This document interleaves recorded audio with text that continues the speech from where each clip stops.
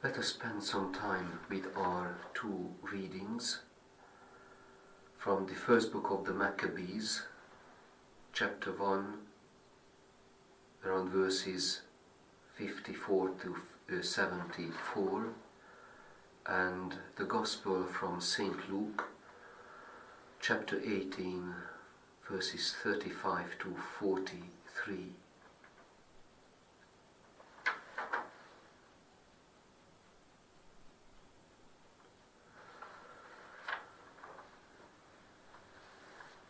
We can read today's Gospel, its healing symbolically. The blind man desperately wanted to meet Jesus, to be healed by him.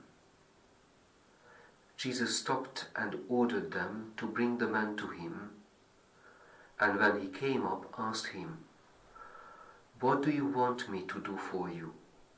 "Sir," he replied, "let me see again.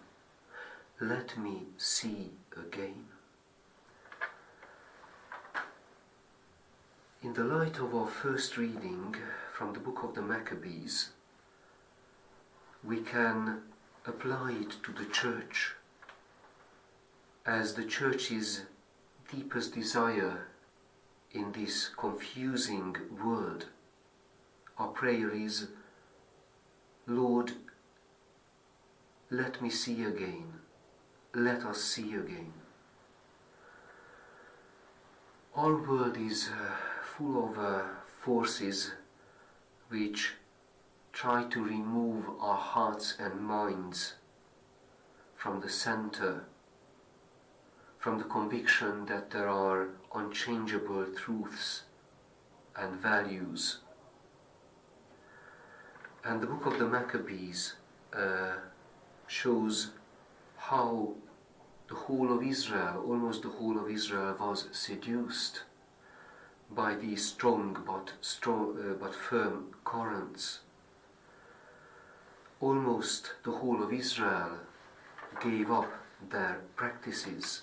And the end point, they confirmed so much to their pagan environment that, as we read, when the book of the law was found, it was torn apart, burnt. And those who kept the law, they were persecuted.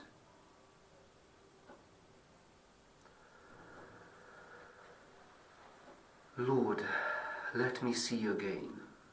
This can be a prayer as individuals for clarity, but as mentioned above all, let us see again as a church. Our world is full of very painful contradictions. At the moment, wars are being waged. We don't have to name them. Armed conflicts with lots of death, and of course with lots of profit for the arms industry. We shouldn't miss this very unfortunate coincidence that wars, when they are being waged and not stopped and silently approved, just like in the book of the Maccabees, the majority of the people approved the status quo and the politics, and I'm sure even the wars led by that king. The same is happening with us. But this inflates God, because God's name is synonymous with the word, with the imperative peace. War inflates belief in God.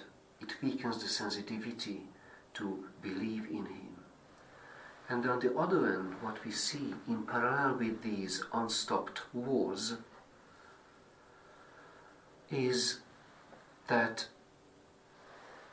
human communities, political authorities, and even churches jump on the bandwagon of defining gender, sex, and marital relationship. We give the impression that we decide about these. We construct these social constructs, what we regard only simply social contracts.